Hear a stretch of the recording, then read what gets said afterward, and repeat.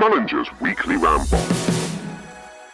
Hello, my friends. It is Wednesday, the 26th of March, 2025, and you know what time it is. Well, I guess you don't know exactly what time it is. You know it's time for Mullinger's Weekly Ramble, and, you don't really care, but it's also episode 48. Do I need to always say what episode it is? Who's keeping track? I mean, some of you might be keeping track, and some of you might realise, of course, that this is the second episode to come out this week, because last week's episode was a few days late, due to the fact that my dear friends at Podstarter, the producers of this amazing podcast, they are always extremely busy with literally dozens, if not hundreds of other podcasts that consist more than one lunatic sitting at his desk ranting into a microphone. But on top of that, they're also in the process of organising Atlantic Canada's biggest ever podcast conference happening in Halifax this summer. They've got everyone involved, all the big players, and it's very, very exciting. Anyway, hats off to Reese and John if you want to know more about the amazing work that they are doing, both with dozens of the greatest Canadian podcasts ever, but also with their conference. Follow Podstarter on LinkedIn. Anyway, that sounds like a plug, but I'm telling you why. Anyway, my point is I might sound a little bit different to normal because for once I'm not recording this at 6 o'clock in the morning. Can you tell? Do I sound a bit more hyper, a bit more lively, a bit more sprightly? I feel more sprightly. I've had a very busy morning. I was still up at 6 a.m. I say that I was up at 5 a.m. I was probably up at 4 a.m. Up at 4 a.m.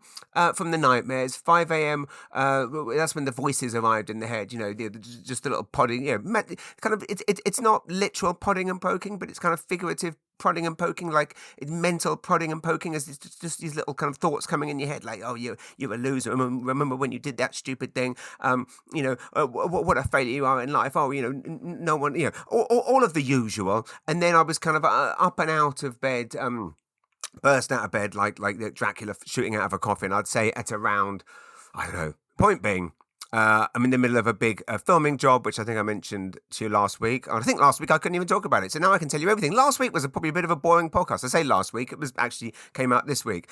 So I'm recording this in the afternoon. It may not land today, on Wednesday the 26th of March. It might land. Let's get to the point, shall we? So I'll shoot through what I've been doing since I saw you last. Obviously, last week I was recording first thing in the morning. Why am I? See, this is why I think people take the ADHD meds. Like I've had a mad day. I was on set. We were literally setting up and filming like at 8 o'clock this morning, and as I say, I'd already been up for hours, and I guess if you take the ADHD meds, it kind of levels everything out. Right now, I'm feeling more hyper than ever. In about an hour, I have another on-camera interview to do with an absolutely heroic principal of a school here in St. John. So the projects I was working on last week, when I spoke to you last, I was raving about the TV show Adolescence. That, of course, is just I don't know if your feed is the same. I don't know how the algorithms are working. The algorithms on the old Facebooks right now seem to be working in a way of like whatever someone pays to be in your feed is there. I haven't seen any. I have literally no idea what anyone I know. I mean, it's been like this for a few years. I don't see anything of anyone I know on the Facebooks. I know some of you might be looking at your phone right now going, have I accidentally pressed the 1.5 or the speed up × 2 thing? No, this is the speed I'm talking at today. As I say, maybe I need to go back to recording at 6 o'clock in the morning. I will have another sip of coffee. The caffeine does slow me down. That's why that's why people take the ADHD meds. They're amphetamine based, and they tend to level people out. Because I don't take the meds, I don't get any chance to kind of even this out. Anyway, little sip of the old Nescafe with the old coffee mate. Lovely jubbly. Where am I? What was I banging on about? Yes, adolescence. My whole feed is just about adolescence. How did they do it? How did they film it in one take? Weird stuff shows up in my Facebooks right now. Have you noticed? You know how we still can't share Canadian news on Facebook? Again, I have no idea how and why that's still a thing. But for some reason, you can see certain articles, like Globe and Mail can post something if it's an ad. So seemingly you can see news if it's paid for. You can also see news if it's fake. So there's often cases where there's fake things pretending to be CBC, but actually trying to get you to invest in some cryptocurrency. Question for you. You know how we're doing all the right thing. You know how, Trumpy Wumpy has made us all be more supporting Canadians more, and I sincerely hope this carries on. Although, like a lot of well-meaning, well-intentioned things, they tend to have their little moment in the sun, don't they? And then everyone goes back to, giving all their money to Zuckerberg and Bezos. But here's hoping it carries on. Question for you: why have the new issue of the Alto Media is out, as some of you might know? Amazing photograph and interview with Oksana from Galbraith Forests by Kelly Lawson on the cover. Question. So I, of course, one of the most frustrating messages we always get is people writing to us angrily saying, why can't I find the magazine? I live in Miramichi, and I've been to Miramichi. I live in Miramichi, and I've been to 3 stores and it's not there. And it's like, well, don't be angry at us, because trust us when we say we want it to be there. It probably is there, but unfortunately certain stores, and I'm not blaming the stores, but there are people, just to explain the system, there are people hired by a company who go there to put the magazines out and do the displays.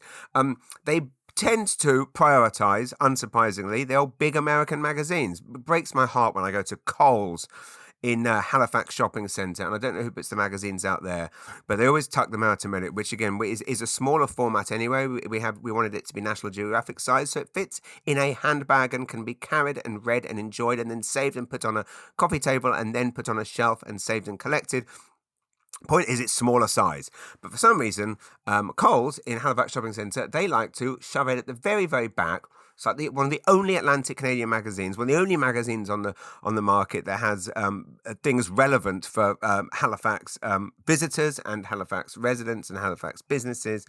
And they shove it at the back so they can make way for all the big American magazines that are all in Trumpy One Piece pockets. So my question is this: Why is it all the American booze been pulled off the newsstands, but the American magazines haven't? On my Facebook wall, and indeed my poor wife's inbox, I used the example of Miramichi because she got a very, very rude, angry, aggressive email from someone who was very annoyed they couldn't find the magazine, so they were basically saying they will never buy it again.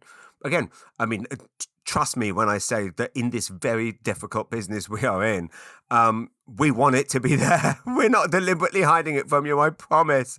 I almost used the real name of the person who wrote that email. So anyway, my point is we're getting buried behind all these other magazines.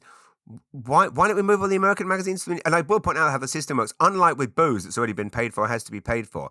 As a magazine owner, this is why the business is so hard. When the magazines don't sell, they get destroyed and you don't get anything. So even if we are sold out of the mag, an issue, and we want copies back, we can't have them. Every single store across the country rips, burns, destroys, maybe recycles, whatever, rips them up, and they're garbaged, and we get zero. So I'm just saying that if all the stores across the country removed American magazines from the newsstand, they would get zero. Again, I mean, I know this from COVID when all the magazine just hit the newsstand and it was sitting in stores that were obviously closed. We got back a grand total of zero. Anyway, I'll move on from this. My point is, how did I even get onto this? Goodness only knows. So last week, I didn't want to say what was happening, but basically Nancy Regan, CTV legend Nancy Regan, icon, the CTV's Live at 5. You know who Nancy Regan is. A dear friend of mine, author of the fantastic book From Showing Off to Showing Up. She has a TV series. I'm not sure if you know. It's on its second. They're filming the second season now. It's called Showing Up with Nancy Regan. It's on Eastlink, and then they share it online free afterwards. She interviews artists and creatives and other leaders in Atlantic Canada, often people she's connected to or friends with, and in some cases she'll interview a British loser who left London and talks a lot of bollocks into podcasts. So she and her crew very kindly came. She got back from her vacation, and then they came from Halifax, and they were basically here in St. John for a couple of days.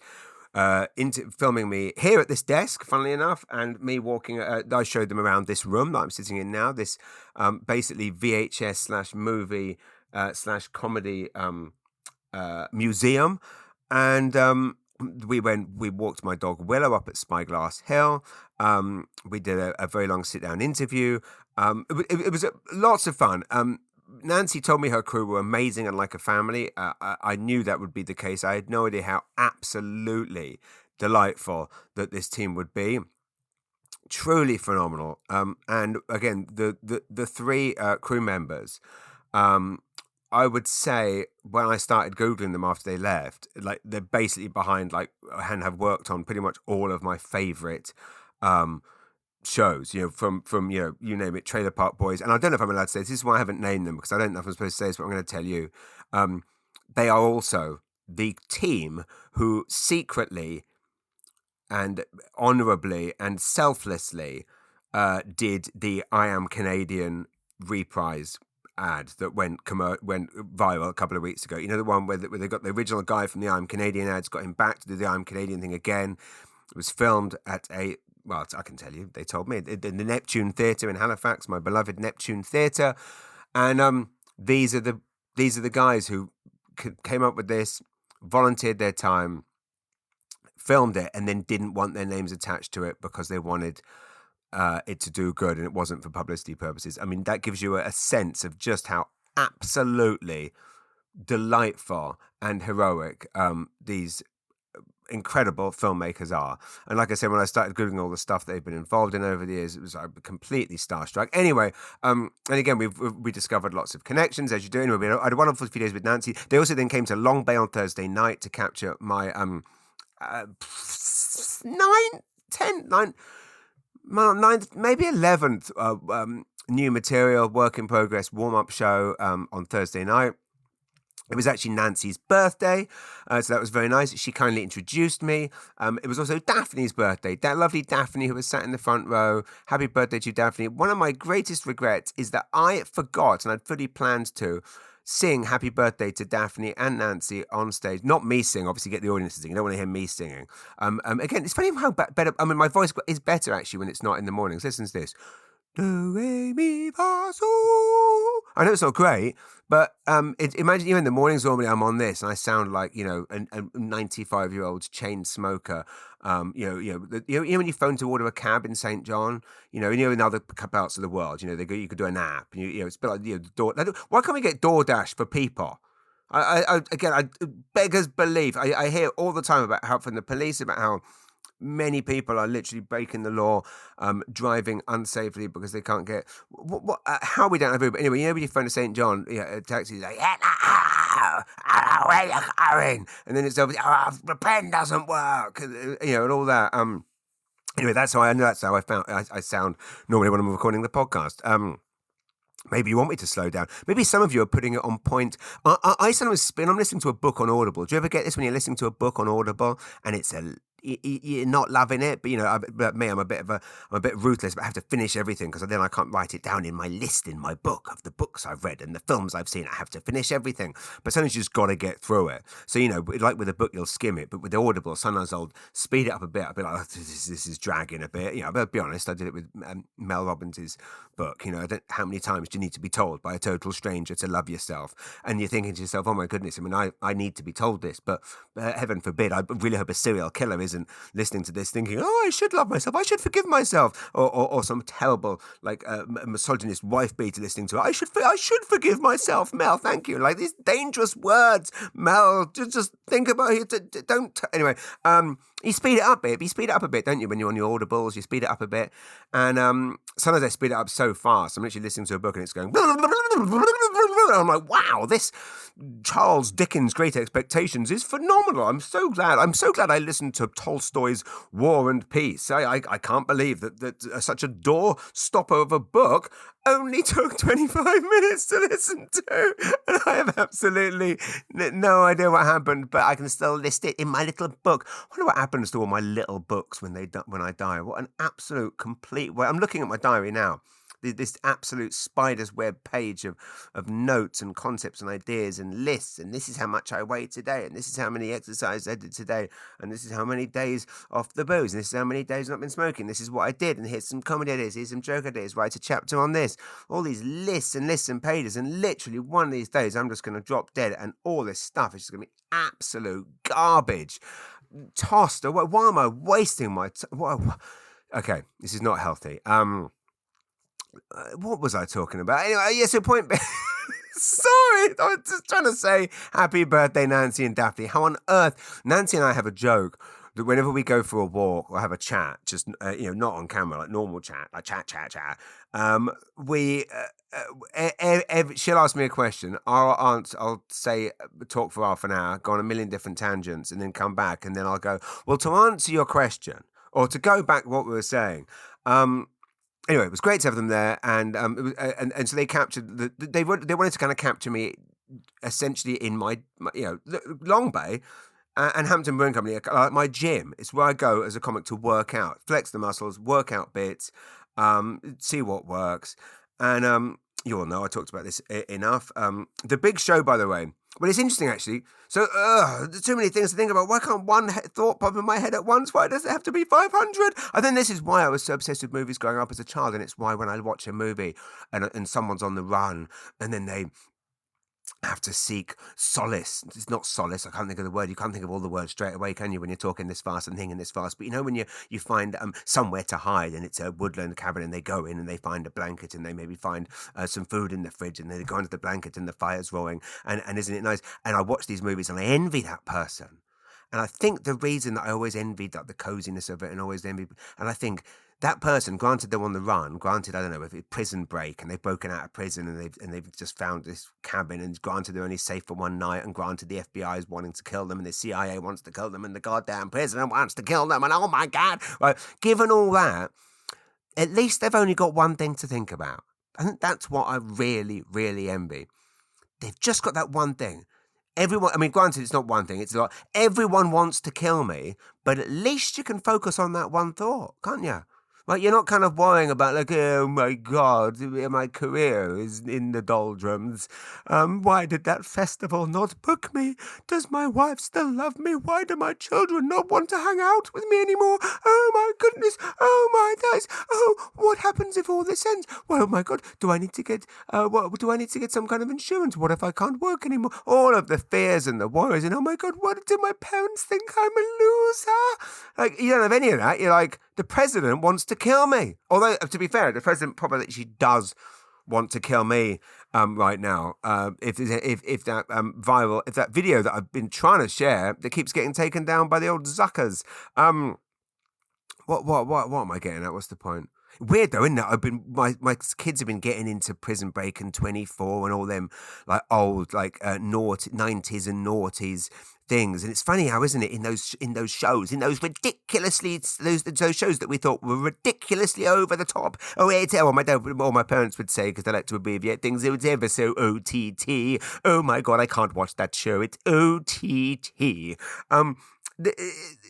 In those shows, like in Prison Break or 24, when the president, it was like, who was behind the terrorist attack? Or the diplomat even. It was the president. The president pressed the button. Well, I had to press the button. I had to kill those innocent people because we needed to start a war with Russia. Because if we didn't start a war with Russia, we wouldn't have been able to protect the people back home. We had to start this war to stop that war. And what I'm trying to get at is, in them shows, the president, granted, done an evil thing, but basically because they were backed into a corner, weren't they? Do you remember that? It's like the president in 24 when he fessed up. That geezer that was the president, that pathetic president in 24. Was it him? He's the president's brother in Prison Break, and he was also in Scandal. One of these actors, these actors that are so good at playing dicks that you just really hate the actor too. I'm sure some people feel that way about certain English comedians. What's my point? My point is that in those shows, the president was always backed into a corner when they done an evil thing. So I killed some peeps, but I had to because they were never out and out evil. And you know where I'm headed with this, don't you? And yet right now, we got someone running the show over there who, again, I don't want to be, and again, I'm not being disparaging to anyone listening who voted for him for the reasons that, again, and when you voted for him, you didn't know he was going to do all of this stuff. I mean, there were some signs, but I just want you to know that if you voted for Trump and you listen to this podcast, I'll do the same thing that happens every time someone comes up to me after a show and having listened to me. It's interesting how, I maybe said this last week, there's a non-political comedian who doesn't like to do I'm fairly safe right now doing political stuff because 99% of the audience is on the same side, which is the side of Canada not being invaded and annexed. But I do have Trump voters coming up to me after shows going, hello, I voted for Trump. And I just hug them and go, well, this is how we do things here. Like part of why your country ended up so divided and so divisive is because you know, Democrats and Republicans won't speak to each other. So my point is obviously now that we've got an actual president in the White House who does way more awful things than any of the kind of evil villain presidents in the big twist at the end of a season of 24, a season of Prison Break, whatever it was. We've got a guy doing genuinely, and I mean, it is. Again, I'm getting very bored of the. Did you hear what he did to this? I hear a new thing's been introduced, which someone told me about, which I was then told by my wife that has always existed. So again, this is the other thing. As I don't want to be one of those people that is, I don't want to be peddling fake news, but that Trump had introduced a thing called a gold card. It's like a green card, but you can buy it. So like if you want, so even though he's clamping down on immigration from people that are, you know, fleeing famine or war or, you know, genital mutilation or just to save their families, they're not allowed in.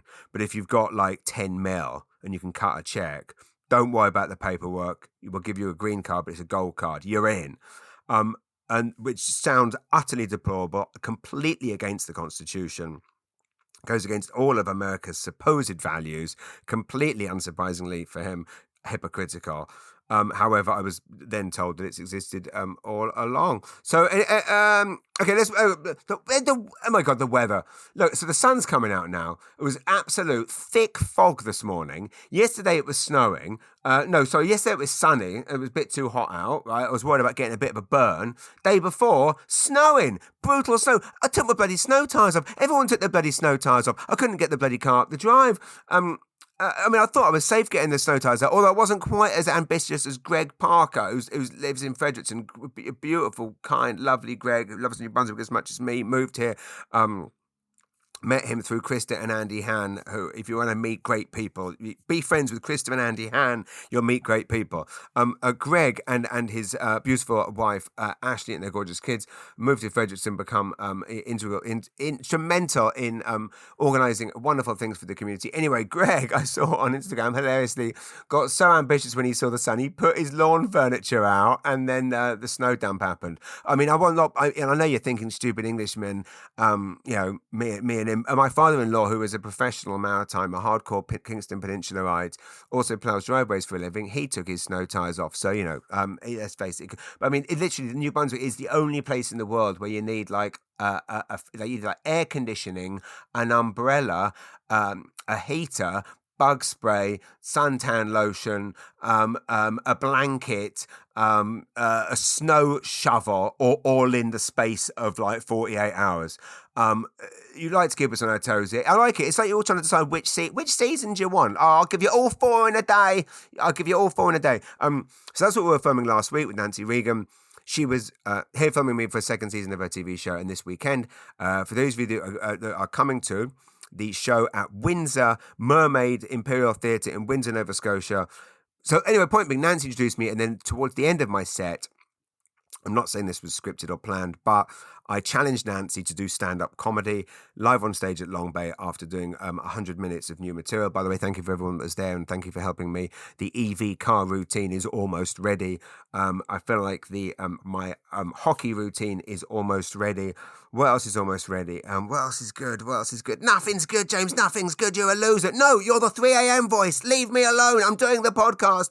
Nothing's funny when you unveil this material. No one's going to laugh. It's going to be a disaster, and you're going to do a disaster in your own city, in front of everyone. You're going to have to stand at the school gates tomorrow, the day after, and make eye contact with people whose nights you've ruined. But James, these are the same thoughts you've been having for 11 years, and it's gone well so far. Yes, but they'll find you out soon, and everything's going to go wrong, and soon enough everyone realises that you're not a real comedian. You're not a funny comedian at all. No, they were just being nice. Secretly, okay. None of this is hugely helpful. I do need to get back to a shoot. Sorry, so I better.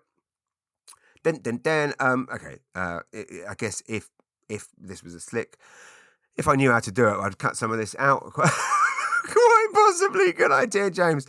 I'm not joking when I say how much I appreciate you all listening to this, and also all of your lovely messages, especially you, Heidi White, because genuinely, again, who can afford therapy? Who has $150 a week spare?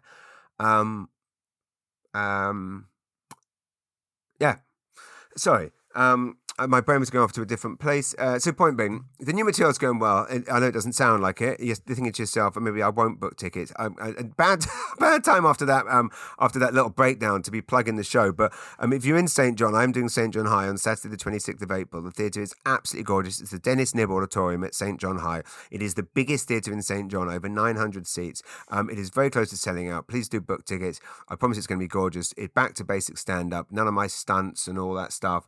It's just 90 minutes of pure, unadulterated stand-up comedy, and the new material is going better than when I'm panicking, it's a good sign. It means that. So that was them. We filmed the show. Nancy this Saturday night is going to... I challenged Nancy at the end of the Long Bay show to do a stand-up comedy routine, which she's going to do this Saturday night during the Mermaid Theatre show. So spread the word, and I need to jump on a call with Nancy, I think later tonight when I get back from the second part of our filming today, to talk her through and give her some advice. Not that Nancy Regan needs advice, but stand-up's different to live TV and live stage.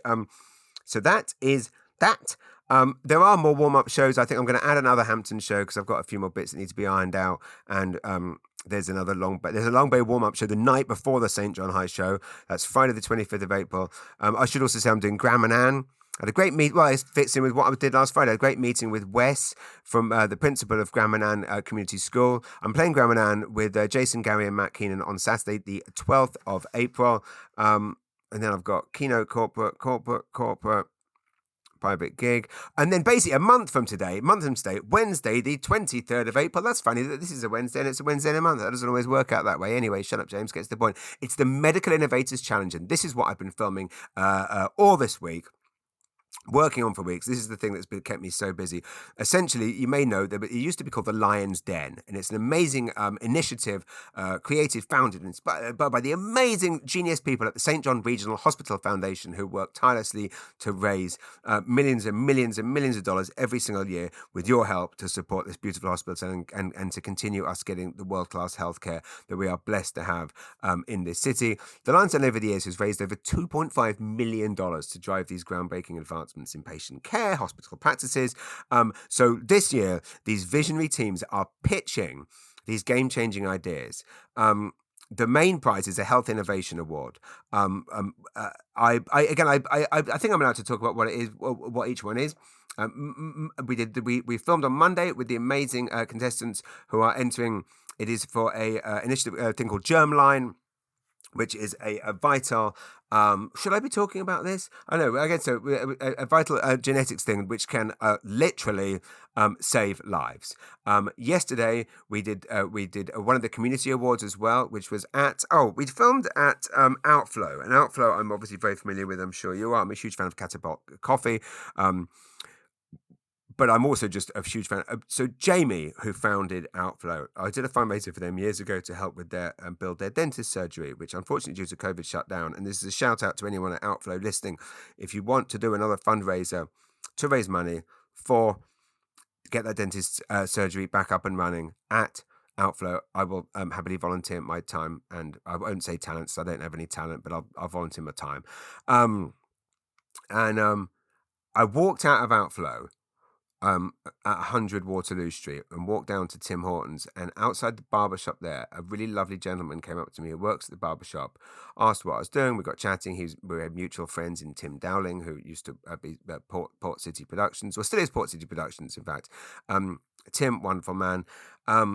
Anyway, this lovely gentleman told me that if it wasn't for Jamie at Outflow, he wouldn't be alive today. And he said that he was, I don't think he'll mind me sharing this, he was going to jump off the Harbour Bridge, and Jamie came to him, invited him to his ministry, talked to him, and he said, he literally saved my life. And as he said, he told me this story, and then he said, there are literally dozens, if not hundreds of people in this city that will say the same thing. I mean, can you imagine anything more saintly than that? Than just someone... Anyway, if you don't know about the work that Outflow do in St. John for our friends in need, look it up, because it is absolutely... it's so moving. and inspirational, and really we should all be doing more. If the world had more Jamies in it, we'd be in a lot better place. And there's millions of other people involved. And I'm just naming Jamie because that's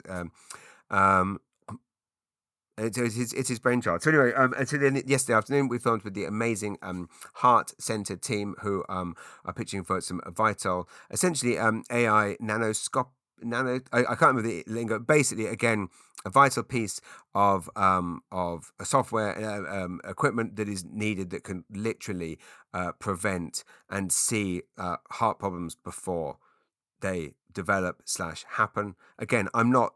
I've been making the films. I've been writing the scripts, but I'm just remembering this off the top of my head. Today we've been filming with an amazing team of nurses who are pitching to get a Moxie robot, which you may know is just the future of healthcare, and it's nurses are constantly being dragged away from patients to do tasks that they shouldn't be doing, and this robot can do those tasks, which gives the nurses more time in front of and with patients doing the thing they love, which is caring for people. So this whole event will go down with we've been making the films with the amazing people at Unbound Media, who I've done a few jobs with before.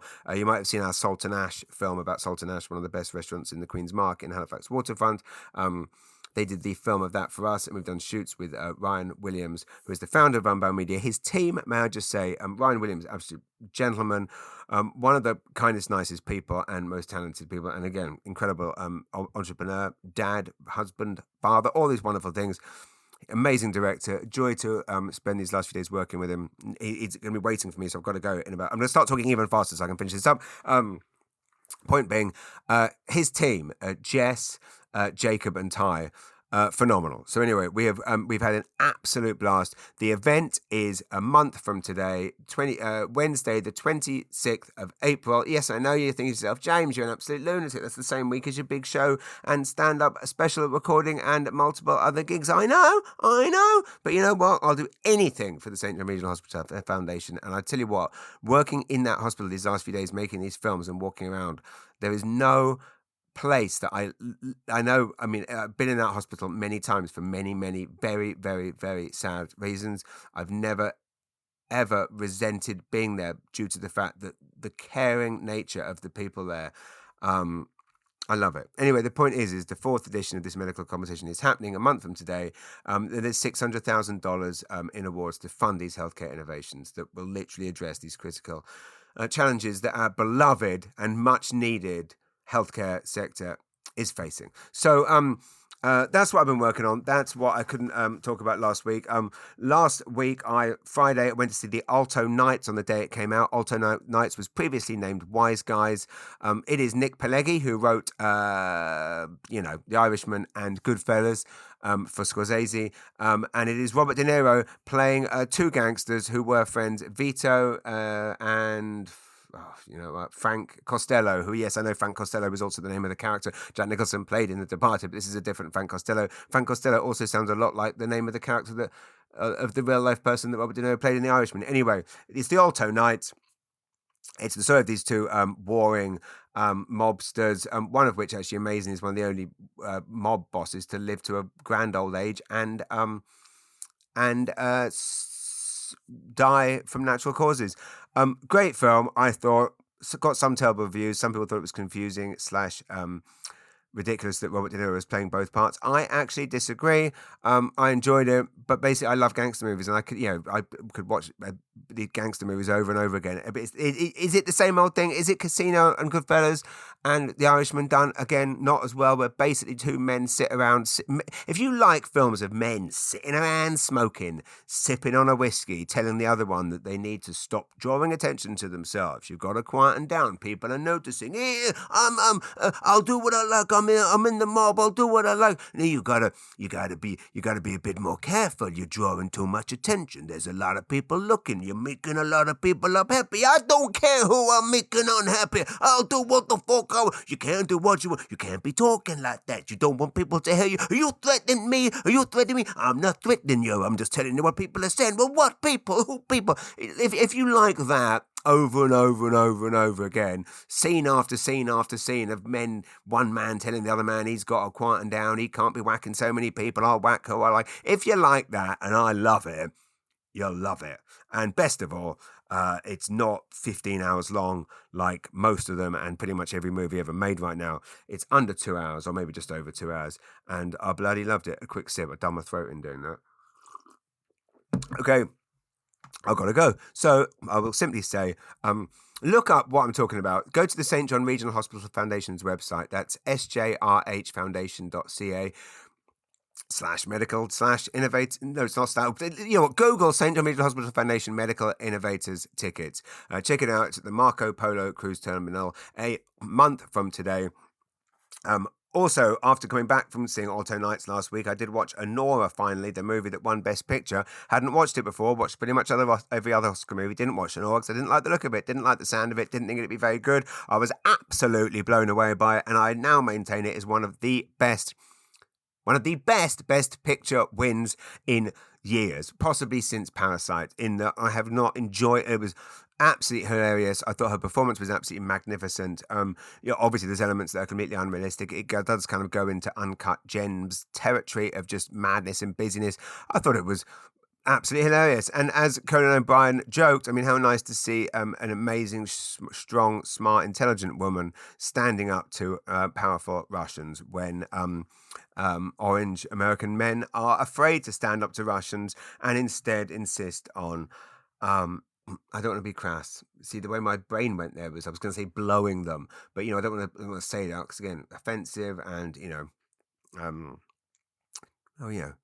bowing and scraping to them. Saturday night, I went to see Champions of Magic at the Moncton Avenir Centre.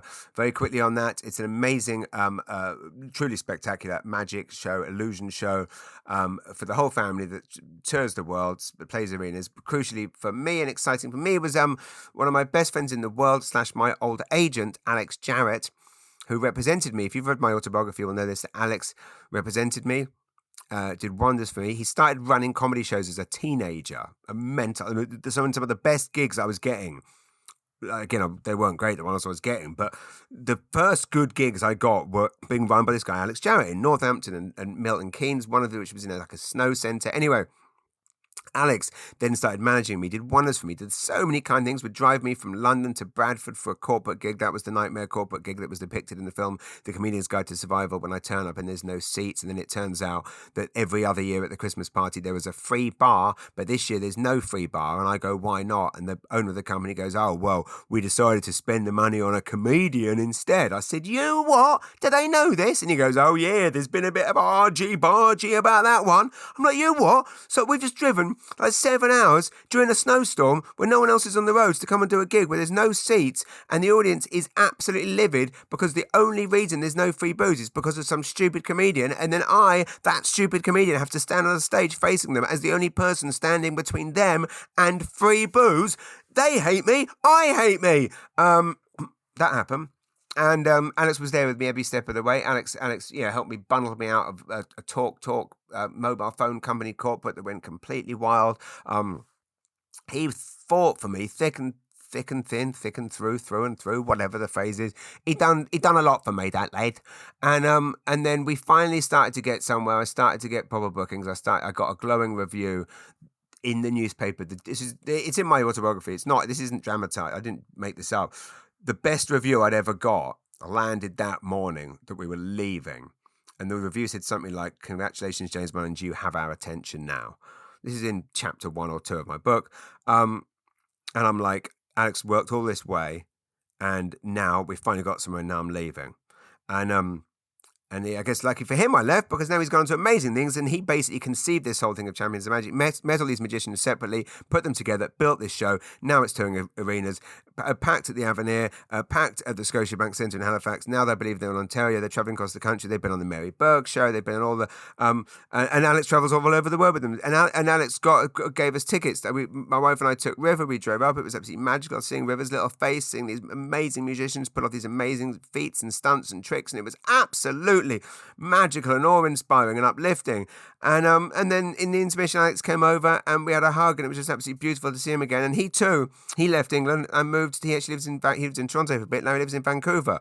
I can confirm that through both him and my friend Rob Balston, the Vancouver part of my tour will be happening. So that's that. I'm going to go. I've got to run to a school in St. John to interview a heroic principal who has won actually School Principal of the Year. And she's absolutely amazing. I'll tell you all about her next week, or maybe this Friday, because this Friday I may be recording a very special episode of the podcast at the Podstarter Studios with my friend Nancy Regan. That's right, next week's episode might be me grilling her after she grilled me last week. You get the gist. Thanks for listening. I've been James Mullinger. If you want to know more, send me questions, comment below if this is on the Facebooks or the Big Box or the Lick Locks or the TikToks. Email me at comedy@jamesmullinger.com and let me know. No one got back to me last week when I asked, can I do those shows in Maine or should I cancel them? And if I do cancel them, where should I perform instead? Thank you for listening. This has been Mullinger's Weekly Ramble, and you are very kind and I love you all very much. But I love you not in a Mel Robbins way. I love you in a real way because I've actually met all of you and hugged all of you that are listening to this. And if you're listening to this podcast and I haven't hugged you before, or I haven't visited you in a hospital room, or I haven't said hello to you in Sobeys, then drop me a line. I'll come to your place of work and I'll give you a hug. There's not many podcasts like that. See, when you ever hear Mel Robbins saying on her podcast, she'll go and hug every listener. Never. I am guaranteeing I'll do that. Shoot me a message. Love you guys. Thanks very much. See you later. I'm off.